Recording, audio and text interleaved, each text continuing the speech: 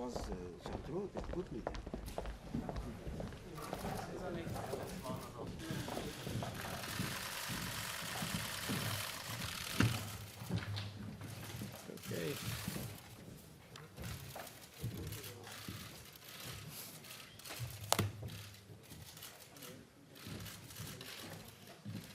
Okay. Okay. Can I sit? Thank you. Thank you.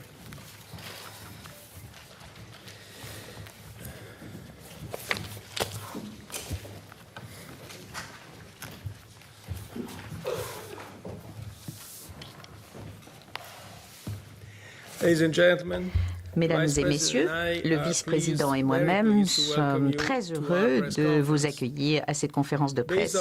Sur la base de nos analyses monétaires et économiques régulières et conformément à notre communication prospective, nous avons décidé de ne pas modifier les taux d'intérêt directeurs de la BCE.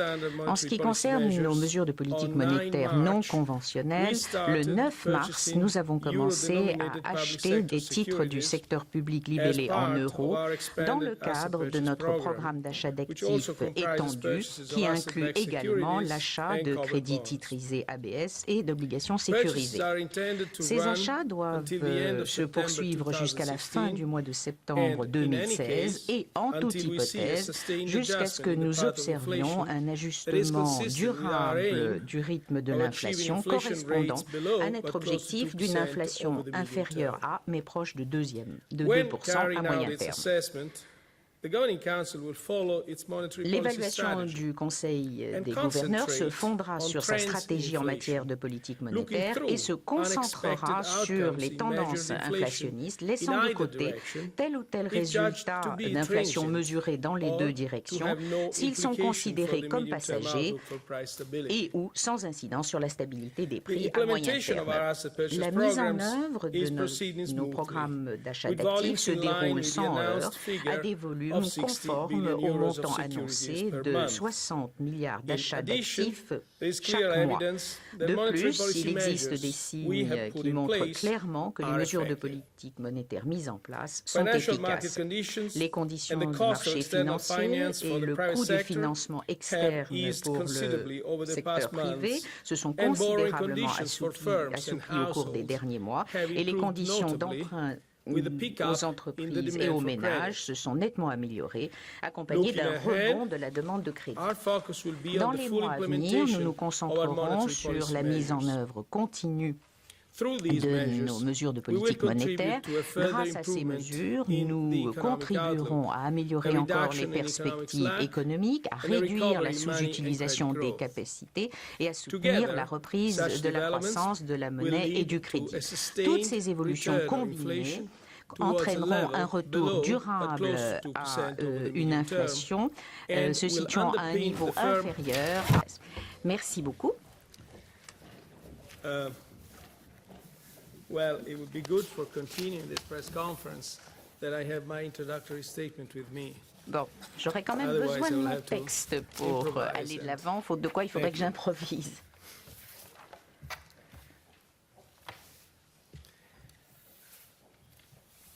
Well, let's continue where I stopped. Je vais enchaîner. I think yeah, well, let me start with a positive tone. Alors, commençons par les choses positives.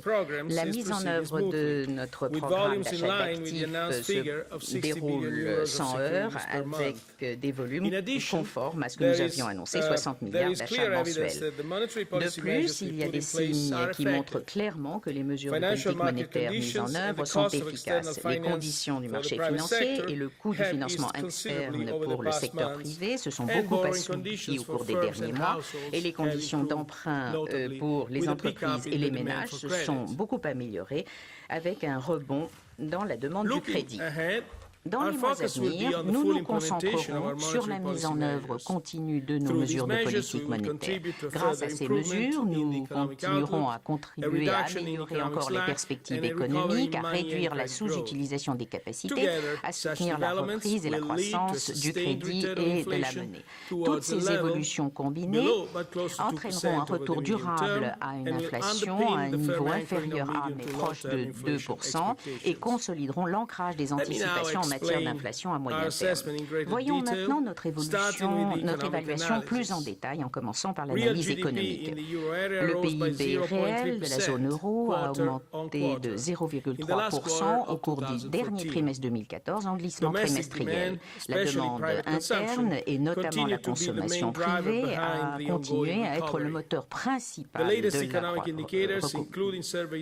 en cours. Les indicateurs les plus récents, y compris les données issues d'enquêtes jusqu'à fin mars, suggèrent que la dynamique économique de la zone euro se renforce depuis la fin 2014. À terme, nous escomptons que la reprise économique se généralise et se consolide progressivement. La demande interne devrait continuer à bénéficier des améliorations en cours des conditions financières ainsi que des progrès en matière d'assainissement budgétaire. De plus, le prix à la baisse du pétrole devait continuer à soutenir le revenu réel disponible des ménages et la rentabilité des entreprises et de ce fait la consommation privée et les investissements. De plus, les exportations de la zone euro devraient bénéficier d'une demande liée à des prix plus compétitifs. Pour autant, la reprise de la zone euro continuera à être freinée par les ajustements indispensables de bilan dans un certain nombre de secteurs et par un rythme lent de mise en œuvre des réformes structurelles. Tout en restant baissiers, les risques pesant sur les perspectives économiques de la zone euro sont revenus à un meilleur équilibre du fait des décisions de politique monétaire prises récemment, du fait de la chute des cours du pétrole et de la dépréciation de l'euro. Selon les estimations rapides d'Eurostat, l'inflation ICPH annuelle de la zone s'est située à moins 0,1% en mars 2015, donc en hausse par rapport à moins 0,3% en février et moins 0,6% en janvier.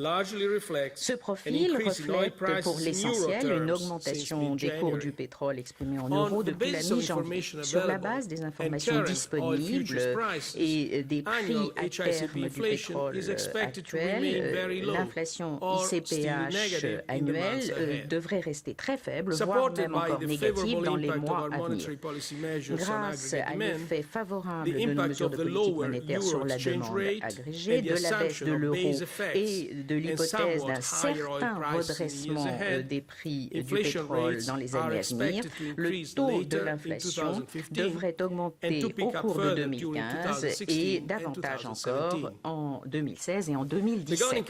Le Conseil des gouverneurs continuera à surveiller de très près tout risque sur l'évolution des prix à moyen terme et dans ce contexte, nous nous concentrerons tout particulièrement sur la transmission de nos mesures de politique monétaire ainsi que sur la situation géopolitique, le taux de change et l'évolution des prix de l'énergie. Venons-en à l'analyse monétaire. Les données récentes confirment la croissance sous-jacente progressive de M3. Le taux de croissance annuel de M3 est passé à 4,0% en février 2015, après 3,7% au mois de janvier. La croissance annuelle de M3 continue à être alimentée par ses composants les plus liquides. L'agrégat monétaire étroit M1 croissant à un taux annuel de 9,1% au mois de février.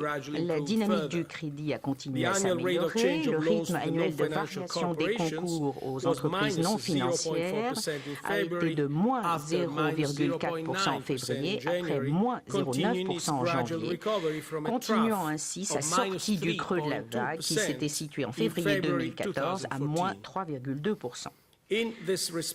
En la matière, l'enquête sur le crédit bancaire d'avril 2015 confirme que les améliorations des conditions de prêt renforcent la reprise du crédit, notamment aux entreprises.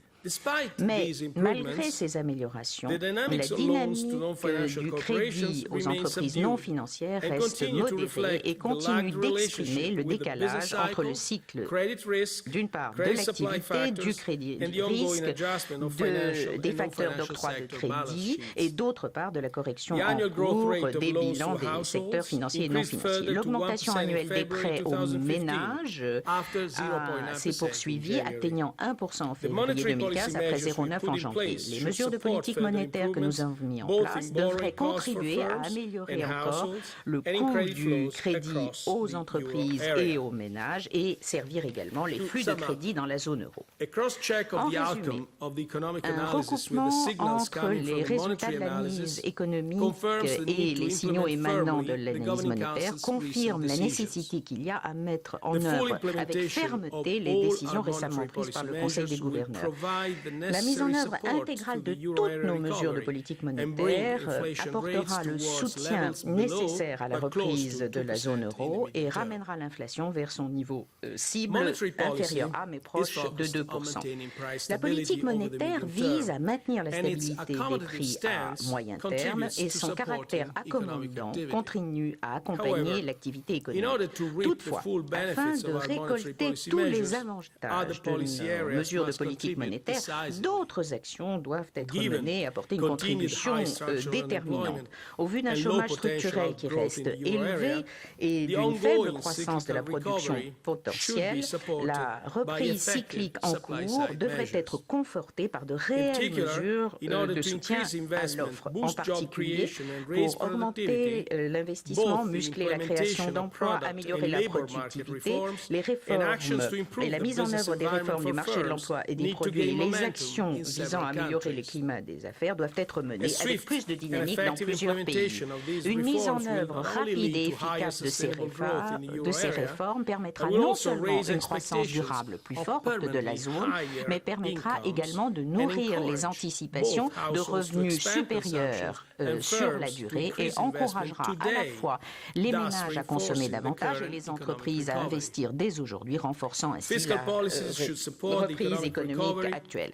Les politiques budgétaires doivent accompagner la reprise tout en restant conformes au pacte de stabilité et croissance. En effet, la mise en œuvre pleine et entière du pacte est la clé de la confiance dont il peut jouir. En vue d'intensifier les efforts de réforme structurelle entrepris dans plusieurs pays, il est également très important que la procédure pour déséquilibre macroéconomique soit effectivement mise en œuvre afin de traiter les déséquilibres excessifs existants dans un certain nombre d'États membres. Nous sommes à votre disposition pour toute question. Jonathan Gould.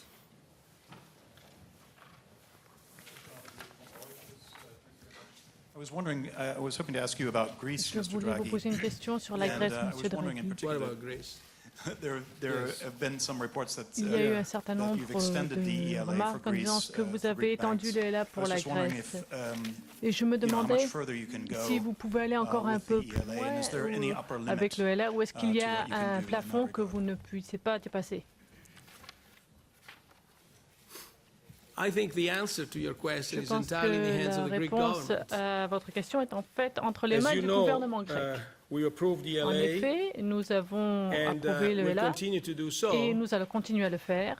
extending liquidity to the Greek Nous banks allons, while they are en solvent and they have augmentant la adequate liquidité collateral. pour les banques grecques, c'est possible, tant So qu'il y a far, des we've reached an sécurités exposure to suffisantes. Greece of 110 À présent, billion euros, notre exposition which is the est de highest in 110 the euro milliards area d'euros, ce qui in est tout de même relation la to somme la GDP. plus élevée que nous ayons jamais So from atteinte. this viewpoint, we continue dans la zone we are euro. C'est we've always pourquoi been and we continue to be a Nous rules-based continuons à institution. être toujours une institution qui se base sur les règles que nous appliquons. Alessandro Speziale. Thank you, Mr. President. Merci, Monsieur le Président. My first question is on QE. Ma première question, c'est You sur have le said, on a couple QE. of occasions that you don't foresee any Vous aviez dit que problems vous ne in pensiez qu'il fulfilling n'y aurait the pas 60 de billion target in the QE problème program.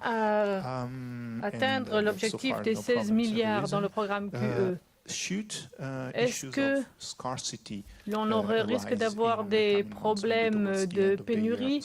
Est-ce que cela risquerait d'avoir des conséquences, par exemple, avec des taux qui descendraient encore en dessous du taux de dépôt?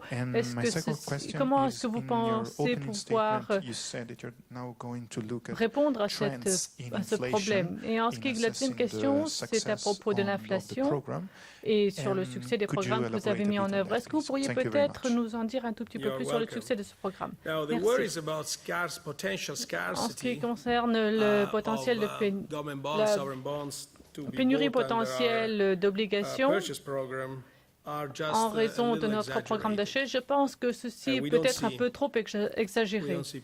Nous ne pensons pas qu'il y ait le moindre problème de pénurie.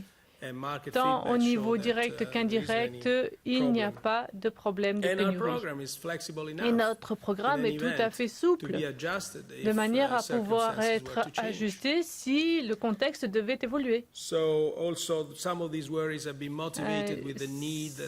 certain nombre d'inquiétudes ont été motivées par le fait qu'un certain nombre de banques devraient conserver un certain nombre d'obligations pour pouvoir répondre aux obligations réglementaires en ce qui concerne la liquidité. Mais je ne pense pas que je ne vois pas vraiment pourquoi l'on devrait s'inquiéter parce que l'on utilise les obligations tout comme le cash pour la liquidité. Donc je ne vois pas pourquoi il y aurait véritablement de problème. Mais nous pensons que ces inquiétudes sont certainement prématurées et ne sont certainement pas non plus sous-tendues par les faits actuels. En ce qui concerne votre deuxième question, nous avons mis en place un certain nombre d'incitations, mais nous avons un ajustement pérenne. Nous avons dit, tant que nous ne voyons pas un ajustement pérenne dans le taux d'inflation, nous voulons conserver un taux d'inflation en dessous, mais près de 2% à moyen terme. Donc, vous avez tout à fait reconnu ceci et pointé sur cette phrase qui explique véritablement ce que nous voulons faire.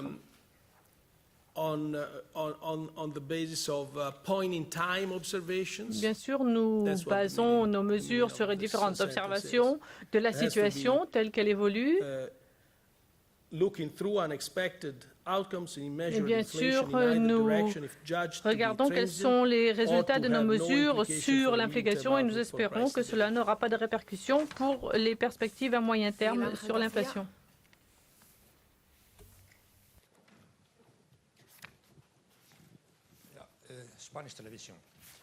Monsieur le Président, ma première question, c'est sur le PLS.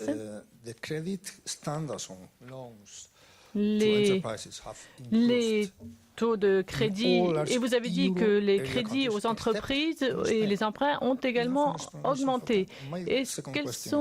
Je ne suis pas tout à fait sûre d'avoir véritablement tout compris. Nous entendons tous les jours qu'il y a des besoins de réformes structurelles. Et vous avez, par exemple, cité l'Espagne comme un exemple pour les réformes. Mais l'Espagne a un taux de chômage de 24%. Et nous avons une situation économique qui n'est pas très positive. Est-ce que vous pensez que l'Espagne devrait faire plus? En ce qui concerne la première question, nous faisons des enquêtes sur 142 banques en Europe et plus que jamais, les banques ont dit qu'elles accordent de meilleures conditions de crédit, des meilleurs emprunts, possibilités d'emprunt pour les PME. Et nous voyons que les facteurs d'aversion au risque, de manière à prévenir les risques, de manière à faire en sorte de ne pas accepter des crédits qui seraient risqués, a quelque peu baissé. Donc les banques sont plus enclines à faire des prêts. Et nous avons aussi maintenant une certaine concurrence entre les banques en ce qui concerne l'octroi des crédits aux PME. Ceci dit, c'est une évolution qui est dans certains pays beaucoup plus visible et dans d'autres pays bien moins visible, effectivement, et qui est très inégale d'un pays à l'autre. Et c'est vrai que En Espagne, peut-être les progrès sont moins notables que dans d'autres pays. Mais je pense que cela prend un certain temps et nous pourrons certainement en rediscuter. Nous voyons que nos mesures de politique monétaire petit à petit font leur chemin et passent aussi dans l'état d'esprit des banques et se répercutent ensuite sur l'économie. En ce qui concerne l'Espagne, il est clair que l'économie espagnole voit qu'il y a une bonne reprise au niveau de l'emploi. Plus d'un demi-million d'emplois ont été créés depuis la fin 2013. Nous voyons qu'il y a eu donc un grand nombre de réformes aussi effectuées sur le marché de l'emploi en Espagne, des réformes entamées en 2012 qui commencent à porter leurs fruits. Pour soutenir ces évolutions et pour soutenir aussi les jeunes au chômage ou les chômeurs de longue durée, on essaie de prendre des mesures. Effectivement, il y a une certaine dualité sur le marché du travail parce que d'une part, on prend des mesures pour renforcer les politiques concrètes de soutien du marché du travail. Merci. Brian Blackstone. Brian Blackstone with the Wall Street Journal. Brian Blackstone, you mentioned the Wall Street purchases Journal. Going until the end of 2016 and Vous avez dit que sustained adjustment in inflation. vous allez procéder à votre observation et aux ajustements d'inflation d'ici la fin 2016 et faire les observations ici. Mais il y a une inflation qui devait augmenter davantage que prévu d'ici la fin 2016. Est-ce que vous réagiriez ou est-ce que c'est quelque chose qui vous allez attendre donc d'ici 2016 ou septembre 2016, quoi qu'il en soit? En ce qui concerne la Grèce, je voulais pas seulement savoir quelles sont vos limites au niveau du calendrier, au niveau des délais, en ce qui concerne les solutions de financement pour la Grèce. Qu'est-ce que vous pouvez dire qu'à partir d'une certaine date, l'on ne peut plus aller plus loin et l'on n'aura plus de LA? Merci. Non, la réponse à la deuxième question, c'est non. Cela dépend entièrement des conditions qui seront mises en place. Et c'est toujours la réponse en ce qui concerne le LA et la poursuite du LA. Ça dépend entièrement des mesures prises par le gouvernement grec et les négociations qui ont lieu aussi entre le gouvernement grec et les gouvernements des pays de la zone euro. Ces achats doivent se poursuivre jusqu'à la fin de septembre 2016. C'est l'intention. Alors, l'intention, ce n'est pas exactement la même chose que de dire nous escomptons que. C'est ce que nous avions expliqué et modifié le vocabulaire. Et les marchés avaient bien compris que la différence entre ces deux verbes était un signal fort. Donc, les achats doivent se poursuivre jusqu'en septembre 2016 et en toute hypothèse, jusqu'à ce que nous observions un ajustement durable du rythme de l'inflation correspondant à notre objectif déclaré, etc. Et ensuite, il y a une phrase qui explique exactement ce que veut dire ajustement durable. Je suis honnêtement assez surpris quand même de l'attention que vous accordez à une éventuelle sortie anticipée de ce programme. Après tout, on l'a lancé il y a seulement un mois.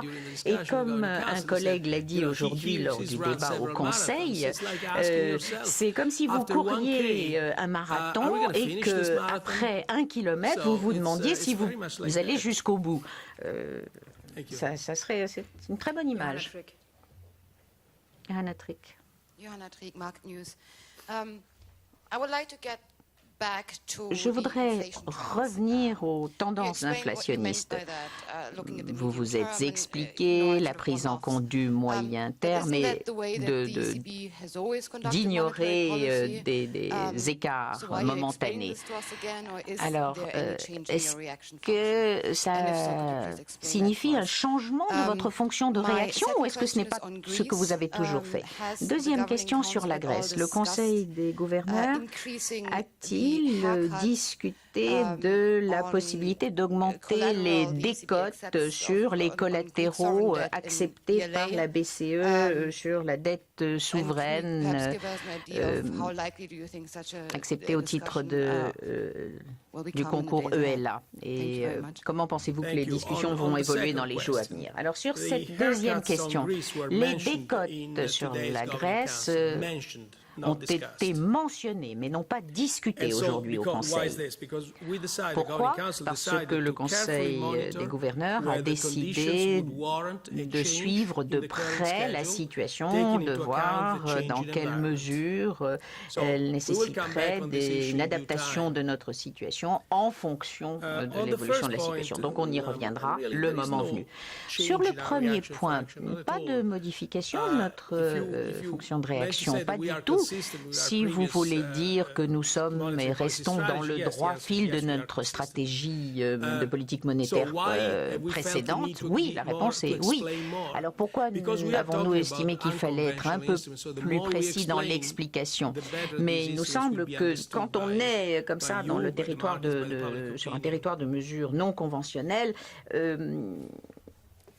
on a toujours intérêt à être très clair et à fournir autant d'explications que possible.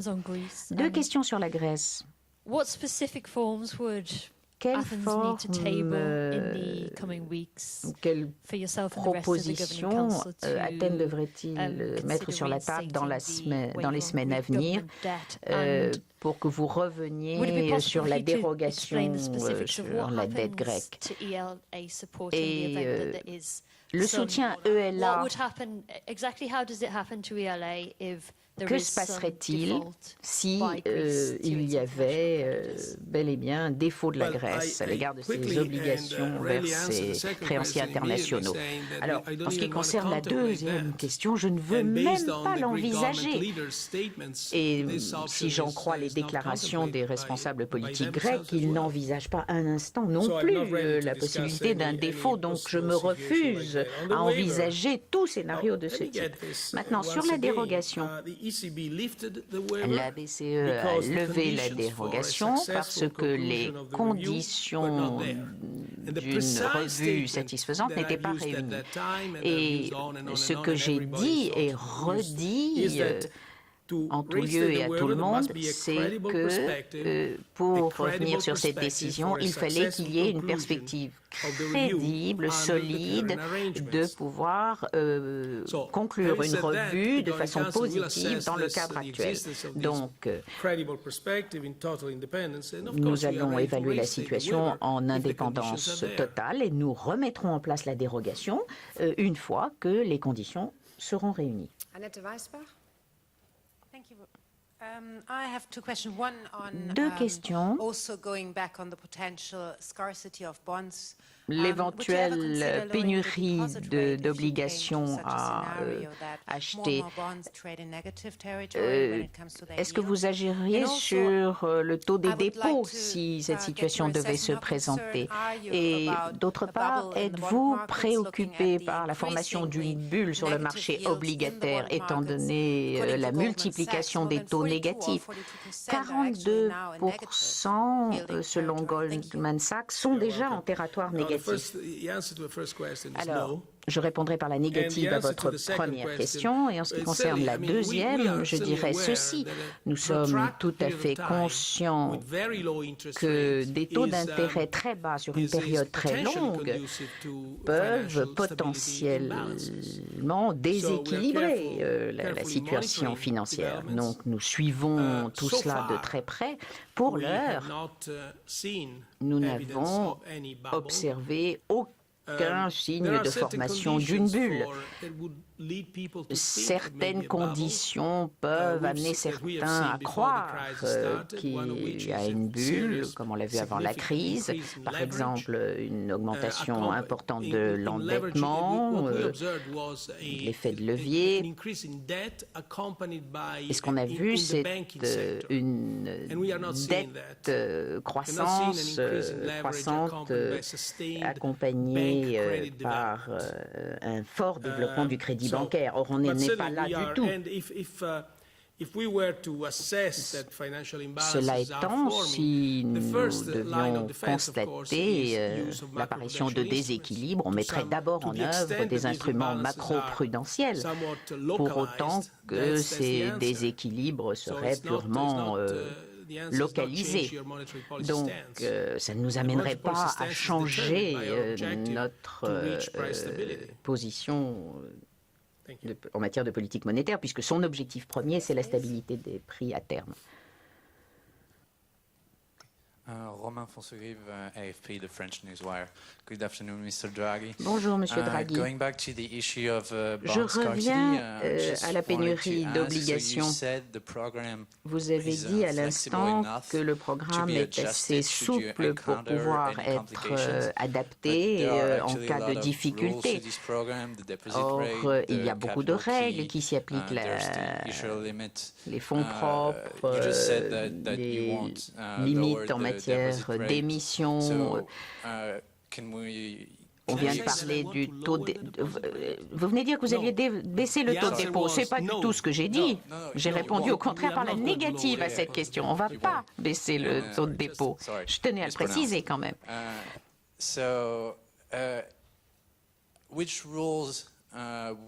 Alors, quelles sont les règles sur lesquelles vous pourriez revenir, que vous pourriez abandonner en cas de nécessité? Une deuxième question sur l'euro.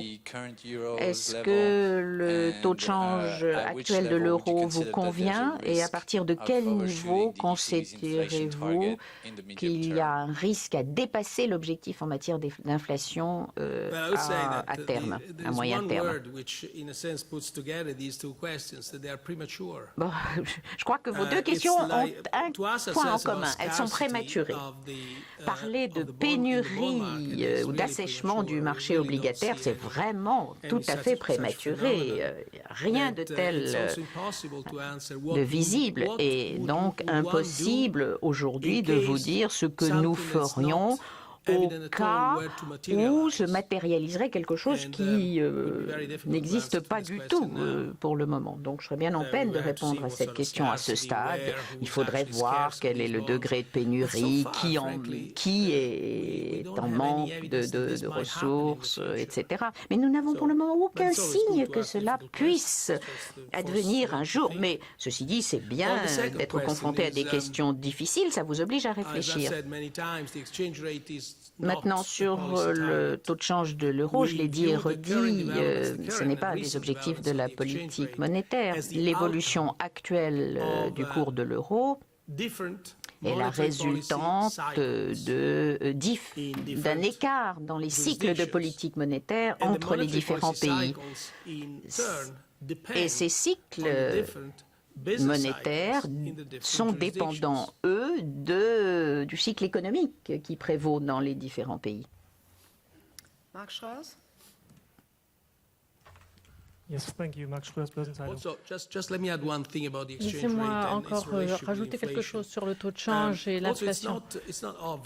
Il n'est pas forcément évident, et c'est quelque chose que l'on va voir de plus en plus, il n'est pas forcément clair de savoir pourquoi un changement dans les taux de change a forcément des répercussions sur le taux d'inflation. Nous avons vu, parce que des appréciations du taux de change, par exemple, par le passé, ont des effets sur l'inflation actuelle. Donc il y aura certainement une connexion, oui, et nous savons qu'il y a un lien, et nous voyons en fait deux effets en concurrence. D'une part, vous avez l'appréciation qui est manifeste, et ensuite vous avez l'effet résiduel de la dépréciation qui vient d'avoir lieu. C'est quelque chose qui se fait de façon très progressive.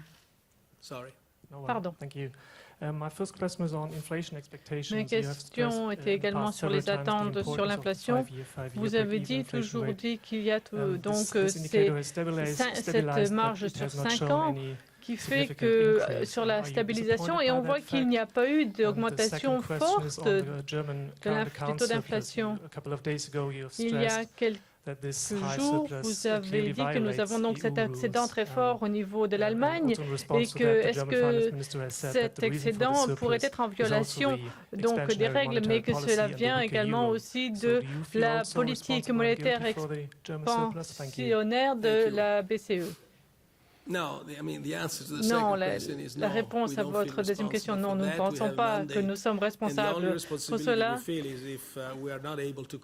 Mais il faut que, si nous en étions responsables, à ce moment-là, nous n'aurions pas pu respecter notre mandat. Toutefois, je voudrais encore vous relire quelques données sur les attentes au niveau de l'inflation. Et pour répondre aussi à d'autres questions qui ont été posées, quand est-ce que l'on évalue que l'on est dans telle et telle situation, de manière à adapter la politique monétaire? Pour le moment, c'est bien trop prématuré, bien trop tôt pour dire quoi que ce soit en ce sens. Mais dans un certain temps, il se peut qu'il y ait des évolutions. Mais nous ne sommes pas liés à un indicateur unique. Nous observons toute une série d'indicateurs. Deuxièmement, l'histoire et l'expérience nous enseignent que dans le Conseil des gouverneurs, nous avons aussi toujours, pour notre prise de décision, un certain nombre de contraintes quantitatives très claires.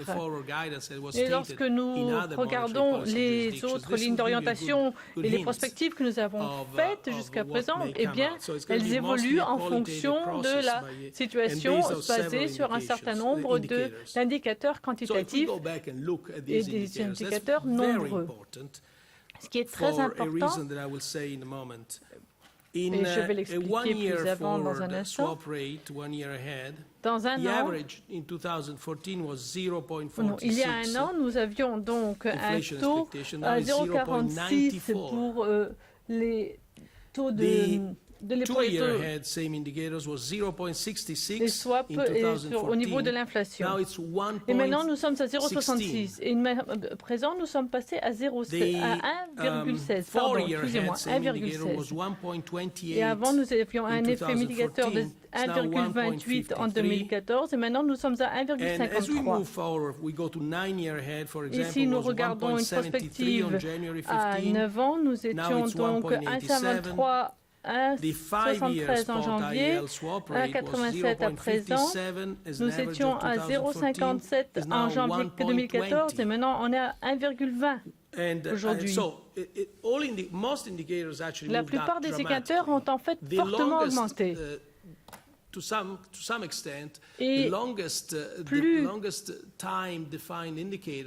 l'on a un délai long pour les indicateurs, plus l'on voit des évolutions, mais des évolutions qui sont variables sur la durée. Et ceci explique aussi la baisse très significative des taux d'intérêt réels. Vous vous souvenez peut-être au mois de décembre de l'année dernière, je pense que j'avais mentionné le fait que lorsque l'on est dans une situation où on a vraiment des taux d'intérêt à zéro ou en dessous, eh bien, on a toujours un problème avec l'inflation. Et on voyait qu'on avait donc des taux qui baissaient encore au mois de janvier. Et je pense que lorsque l'on voit notre volonté de baisser les taux nominaux et la baisse de l'inflation montre que nous avons donc aussi une baisse dans nos attentes de l'inflation. Et je pense que cela a annulé un certain nombre de décisions de politique monétaire qui avaient été prises au cours des mois précédents. Et maintenant, en fait, la situation est inversée. Nous voyons que les taux d'intérêt réels sont en fait en baisse.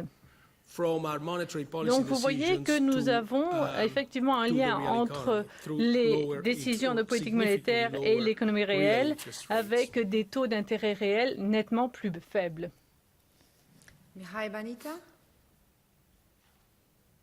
Je voudrais également suggérer, Christina, nous peut-être compensions les quelques minutes que nous avions perdu tout à l'heure et peut-être prendre quelques questions supplémentaires.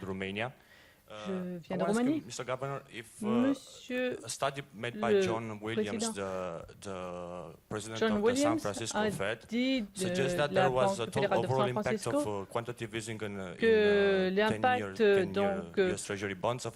du quantitative easing qui avait été effectué pourrait avoir donc une répercussion de 15 à 25% sur les taux d'intérêt. Est-ce que vous pensez que pourrait être la même chose pour l'Union européenne et pour donc ce qui a été fait en Europe par rapport à ce qui a été fait aux États-Unis?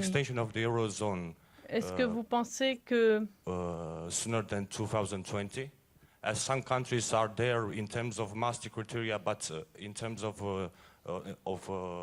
real convergence, they are still. Est-ce que vous pensez qu'il y a toujours des possibilités de convergence, car on voit que certains pays européens ne sont pas encore tout à fait au niveau de la convergence?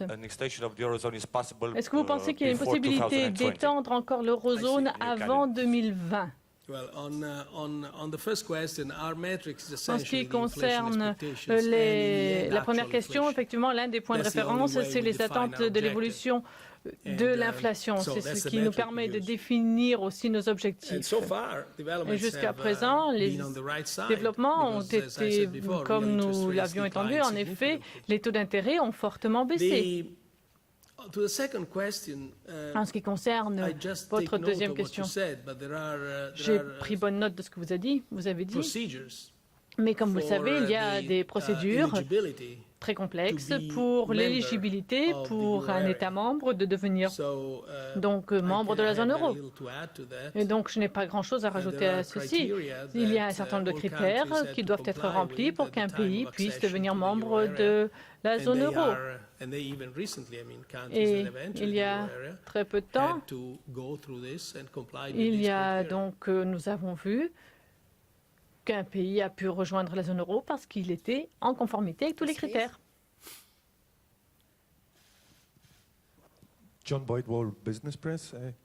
Monsieur Draghi, vous avez répété plusieurs fois comment la politique monétaire ne suffit pas, mais comment il faut également mettre en œuvre rapidement des réformes structurelles pour assurer également la compétitivité et la croissance pérenne.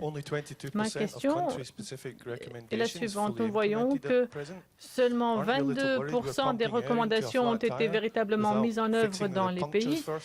Et est-ce que vous pensez que véritablement les gouvernements réagissent à ce que vous demandez et commencent à prendre les véritables mesures nécessaires? Merci. Effectivement, c'est un chiffre qui n'est pas très rassurant. Et si nous faisions la même enquête actuellement, aujourd'hui, je pense que les chiffres seraient meilleurs. Il y a eu quelques améliorations, mais il est très important de comprendre que notre politique monétaire est également un complément, un accompagnement des réformes structurelles.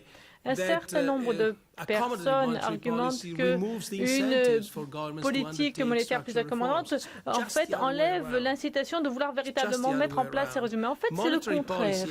La politique monétaire accompagne cette réforme. Donc, c'est en fait le dividende des bonnes structures et de la politique monétaire expansionniste.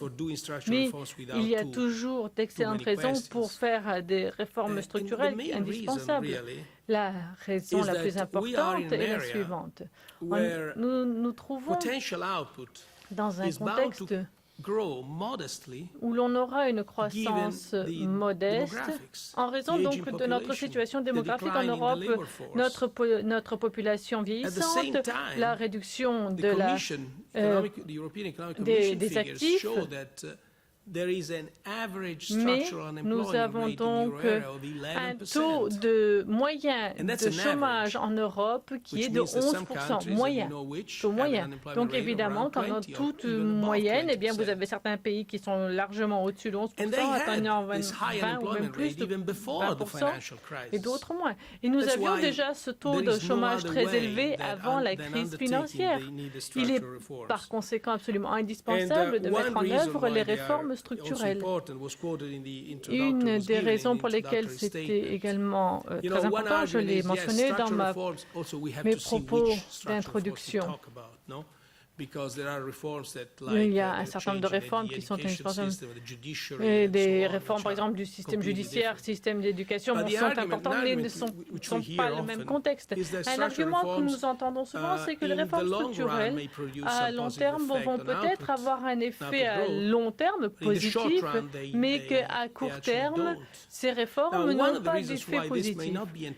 Et l'une des raisons pour lesquelles ce n'est peut-être pas tout à fait vrai, c'est que de bonnes réformes structurelles, en fait, augmentent les revenus permanents attendus et ont donc des effets immédiats sur la consommation pour les entreprises et pour les ménages.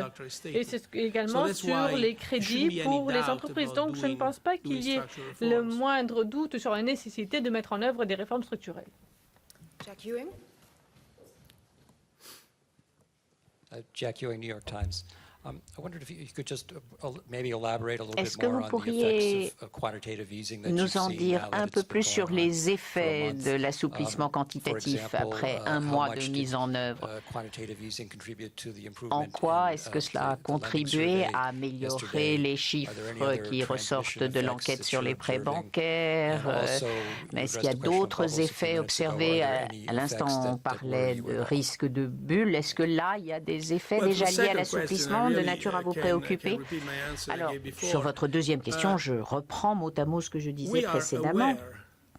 Nous sommes tout à fait conscients qu'une période longue de taux d'intérêt très bas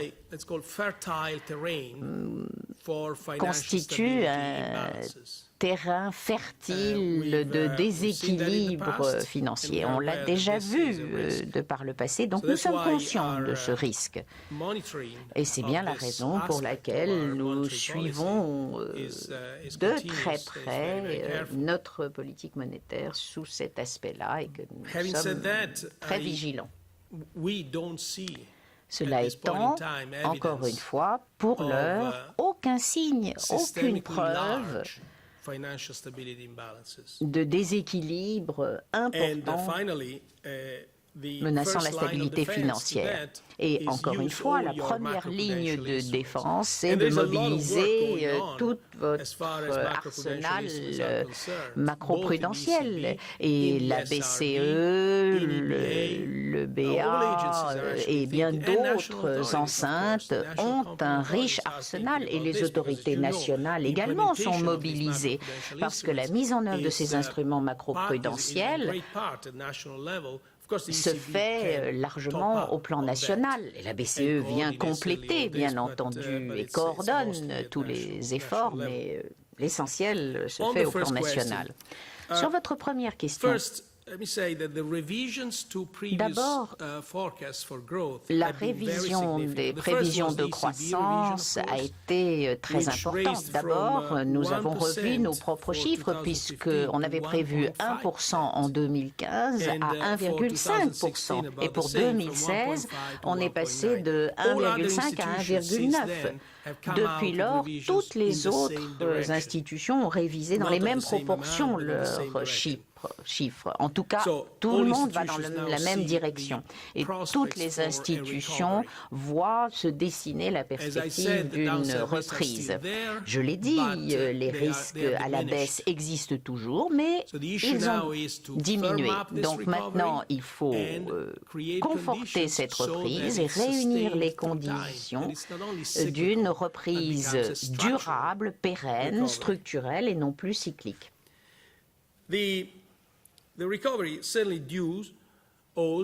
Alors, la reprise, sans aucun doute, est aussi la résultante de notre politique monétaire. En effet, notre politique très accommodante, qui est en place depuis bien avant le lancement de l'assouplissement quantitatif, s'est enfin répercutée aux conditions assouplies de crédit et a entraîné taux d'intérêt réel très bas. Alors, bien entendu, ce n'est pas le seul facteur, la politique accommodante. La consommation, la confiance des entreprises sont à la hausse. Tout ceci constitue un climat très positif pour que la reprise se renforce. Autre aspect sur l'importance de nos dernières décisions.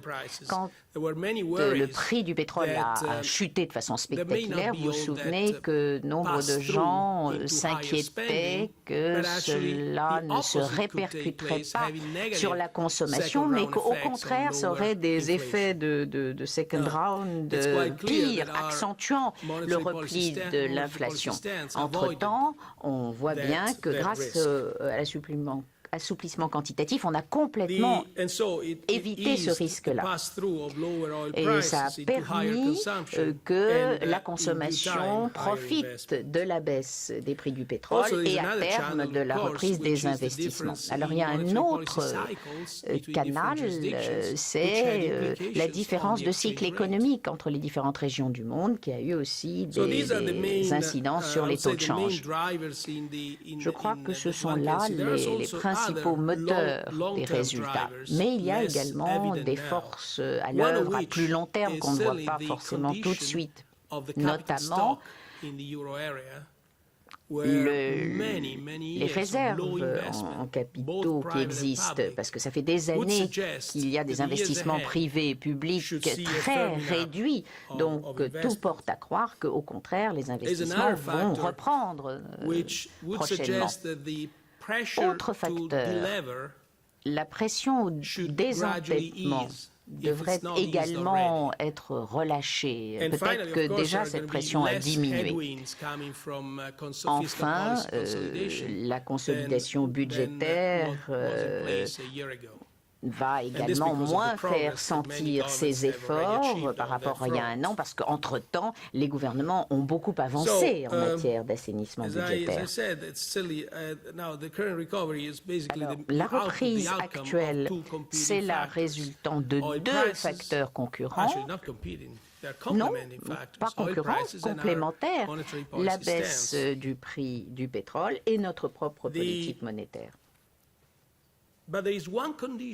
Mais tout cela a une condition très différente et qui n'existait pas en 2012 lorsque nous avons lancé nos efforts pour induire le retour de la confiance. Et c'est le système bancaire, l'exercice de contrôle de qualité des actifs bancaires que nous avons fait l'année dernière ont donné maintenant la garantie que cette politique très accommodante se traduit véritablement par une relance du crédit. Ce n'était pas le cas en 2012. Vous me posiez cette question à l'époque. En juin, juillet 2012, on se réjouissait du retour de la confiance dans l'euro, de la modification des conditions sur les marchés financiers, le resserrement des spreads, etc.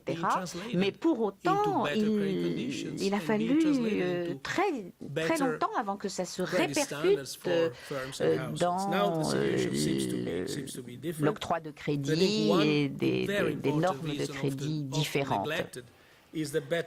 Et donc, on omet trop souvent que la meilleure santé du système bancaire est une des clés des résultats. Et je voudrais ajouter que cette reprise dépend aussi que notre politique monétaire soit intégralement mise en place. Ne l'oublions jamais. Alors, bien entendu, il existe des risques, je les ai évoqués, mais si vous avez encore d'autres questions, bien sûr, je suis à votre disposition. Monsieur le Président, pour enchaîner sur la question des risques, dans votre déclaration liminaire, vous dites que les risques restent baissiers, mais qu'ils sont plus équilibrés. Dans les minutes de votre réunion à Chypre, il est dit qu'il existait de grandes incertitudes pesant sur la reprise, notamment au-delà de 2016.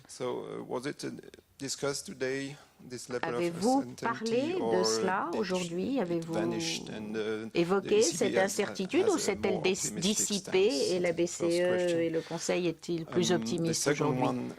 Deuxièmement, since we understand that the level or the forthcoming of the QE as a marathon has a long distance to go from now. Vous avez comparé l'assouplissement quantitatif à un marathon, donc c'est une longue course, 60 milliards par mois jusqu'en septembre 2016 ou aussi longtemps qu'il le faudra. Est-ce qu'à un moment donné, vous pourriez modifier le programme, sa conception? Certains appellent la BCE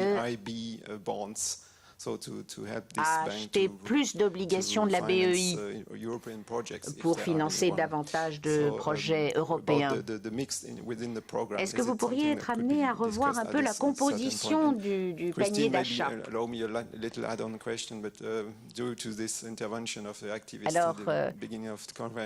le petit incident du début de notre réunion, je voulais vous dire que j'admirais votre calme. Comment faites-vous?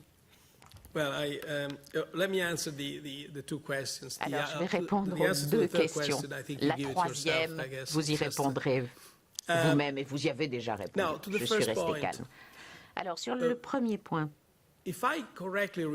si je me souviens bien de notre discussion, elle ne portait pas tant sur notre certitude, notre incertitude, sur les perspectives de la reprise au-delà de 2016. Nous avons plutôt parlé du caractère cyclique de la reprise telle qu'on l'observe aujourd'hui. Il ne faut pas oublier que la politique monétaire en tant que telle ne peut pas avoir d'effet durable pour augmenter la production. C'est la raison pour laquelle il faut une combinaison de politique monétaire et de réformes structurelles. C'est cette combinaison qui est importante.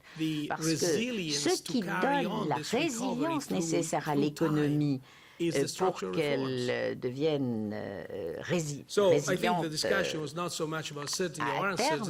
c'est la combinaison des deux. Et donc, la question est celle des conditions qui devront être réunies au-delà de 2016, vers 2017, pour s'assurer que cette reprise qui est cyclique aujourd'hui se traduise par une reprise de une consolidation de la croissance potentielle, de la production potentielle. Votre deuxième question, un collègue vous l'a déjà posée. Alors, je ne suis pas un observateur objectif, j'en conviens, mais quand même, j'entends que les gens disent que notre programme a été tellement efficace. Il y a d'ailleurs 3 moments pour mesurer de l'efficacité de notre programme. D'abord, les anticipations. On attendait ce QE depuis le mois d'août de l'année dernière. Ensuite, il y a l'annonce et ensuite, il y a la mise en œuvre. À chacune de ces 3 étapes, on a vu des effets positifs sur le marché et, le moment venu, des effets réels sur l'économie. Et certains ont complimenté la BCE quant à la conception du programme et la détermination avec laquelle il a été mis en œuvre. Et qu'en fait, c'est cela qui a généré des effets positifs additionnels par rapport aux attentes. Alors pourquoi est-ce que je changerais le programme maintenant ou pourquoi est-ce que j'annoncerais des changements à venir? Donc c'est une autre façon de répéter ce que je disais tout à l'heure. La question est prématurée. Une dernière question pour les médias et nous terminerons sur le concours des jeunes générations de l'euro et c'est le lauréat qui aura droit à poser la dernière question. Oui, moi je ne fais pas partie de la jeune génération. Désolé. Une question sur l'enquête de la Commission européenne sur des crédits d'impôt qui pourraient être illégaux. Est-ce que c'est de nature à susciter une nouvelle crise bancaire en Italie, en Espagne, en Grèce ou voire en Irlande? Je n'en sais pas beaucoup plus que ce que vous venez d'en dire. Vous avez parlé d'une enquête de la Commission européenne. Je n'en sais pas suffisamment pour en dire quelque chose et pour me prononcer sur les conséquences. Alors, d'abord, je vous dirais qu'il faut viser à une situation où on harmonise les définitions du capital, la composition du capital. C'est d'ailleurs un des objets d'avoir un dispositif de supervision commun, unique. Et puis, il est important et souhaitable d'avoir des règles du jeu qui sont les mêmes pour tous. Ça vaut pour le secteur bancaire, mais ça vaut pour tous les secteurs de l'économie. Mais je ne peux vraiment pas en dire davantage. D'ailleurs, j'ai soulevé moi-même ces questions lors de mes passages au Parlement, mais je ne peux pas aller, encore une fois, au-delà, ni vous dire quelles seraient les mesures prises, convenues par les différentes parties au dialogue. Merci beaucoup. Alors, un instant encore. Il y a quand même une chose tout à fait rassurante. Tous les gens qui participent à cette négociation, je l'espère, sont des gens responsables. Donc, je suis persuadée qu'ils ne travailleront pas à créer une crise bancaire. Alors, plus de 600 étudiants, 50 écoles ont participé à ce concours. Et nous avons une lauréate de Grèce avec son école qui a souhaité poser une question. C'est un lauréat. Notre question, et je parle au nom de Europe Youth, les perspectives économiques générales s'améliorent. Dites-vous, quelles sont les perspectives pour la jeunesse européenne, notamment pour nous qui, dans quelques temps, entreront sur le marché du travail? Alors, ça, c'est certainement la question la plus difficile du jour que vous me posez. Tout ce que je peux vous dire, c'est que la situation actuelle du marché de l'emploi doit être améliorée. On aurait déjà dû en sortir depuis longtemps. Quand j'entends que les taux d'intérêt peuvent encourager ou décourager les États membres à modifier les règles du marché de travail, je m'interroge. C'est le niveau du chômage qui doit motiver les gouvernements à agir. D'autant plus que ces niveaux de chômage ne sont pas liés exclusivement à la crise financière et qu'il y avait un chômage très élevé longtemps avant que n'éclate la crise financière. Au début des années 2000, plusieurs pays ont adopté des législations du travail pour améliorer la flexibilité du marché de l'emploi. Mais les conditions légales pour ceux qui avaient déjà un emploi ne changeaient pas, alors que les jeunes entrants étaient soumis à des conditions d'emploi hyper flexibilisées, ce qui a fait peser tout le poids de la flexibilité sur les jeunes. Et bien entendu, ça a été très malencontreux pour bien des raisons. D'abord, parce que dès que la crise a éclaté, les premiers à perdre leur job, c'est les jeunes. Et c'est bien la raison pour laquelle nous sommes encore aujourd'hui confrontés à des taux de chômage des jeunes aussi élevés. Et cela, il faut que ça change. Il faut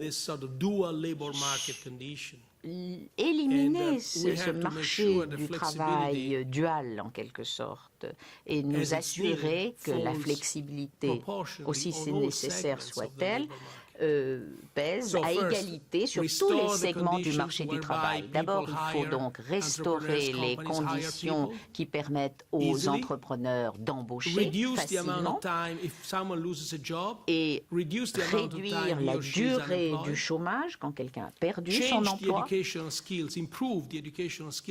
améliorer les capacités, c'est-à-dire améliorer la formation. On voit de plus en plus que l'éducation est indispensable car les emplois sont de plus en plus techniques. Donc c'est la clé pour trouver un emploi. Donc vous êtes de ce point de vue-là privilégié, vous-même et vos camarades de classe, puisque vous êtes en formation. Et comme maintenant il semblerait que les conditions économiques s'améliorent, le moment est venu de mettre le paquet en effet sur l'emploi. Merci. Thank you very much. This applause of yours is very comforting. Thank you. Ces applaudissements me font beaucoup de bien. Merci beaucoup.